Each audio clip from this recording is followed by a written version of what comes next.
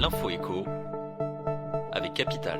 Le chiffre du jour, 2,1 millions d'euros, c'est le montant consacré par le service d'information du gouvernement, le SIG, placé sous l'autorité du Premier ministre à la commande de 31 lots d'études d'opinion et de sondages entre janvier et septembre 2021.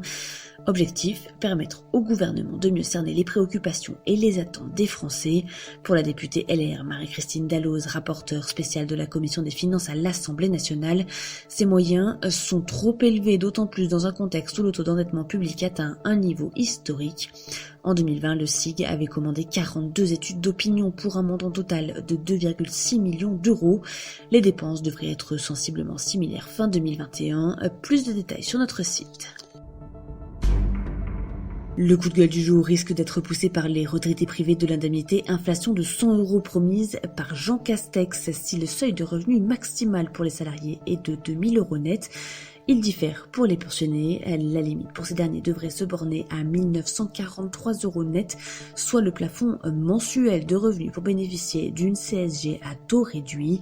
Selon le ministère de l'économie, ce traitement à part provient du fait qu'il n'est pas possible de connaître de manière précise le niveau de pension des retraités qui peuvent toucher de l'argent de plusieurs caisses. Première victime de ce critère, les couples qui cumulent 3 200 € de revenus nets privés du chèque de 100 €, bien que très éloignés du seuil individuel de 2 000 €. Plus d'explications sur notre site. L'info pratique Capital concerne les contribuables faiblement imposés détenteurs d'un livret d'épargne bancaire, d'un plan d'épargne logement ou encore d'actions au sein d'un compte titre. Ces foyers peuvent obtenir une dispense d'acompte d'impôt sur leurs revenus de placement en 2022 dès lors qu'ils justifient de revenus inférieurs à certaines limites, à savoir 25 000 € de revenus fiscaux de référence pour un célibataire percevant des intérêts ou 50 000 € s'il touche des dividendes.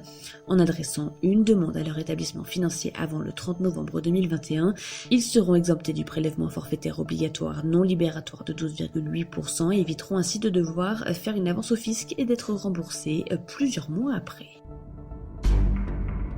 Et on termine avec ce SMS qui relance les tensions entre la France et l'Australie. Le message diffusé dans la presse australienne aurait été envoyé par le président français Emmanuel Macron au Premier ministre australien Scott Morrison. Dans ce SMS, le chef de l'État s'interroge sur le contrat entre la France et l'Australie. Il aurait été envoyé quelques jours avant l'annonce par l'Australie de la rupture du contrat portant sur la livraison de 12 sous-marins construits par le français Naval Group à Canberra. Une preuve, selon les journaux locaux, que le président français avait un doute sur la faisabilité de ce fameux accord présenté comme le contrat du siècle. Si l'Élysée a confirmé le SMS, les proches du président ont dénoncé des méthodes très inélégantes, affirmant qu'ils souhaitaient simplement faire un point sur l'avancement du contrat. C'était l'info écho avec Capital.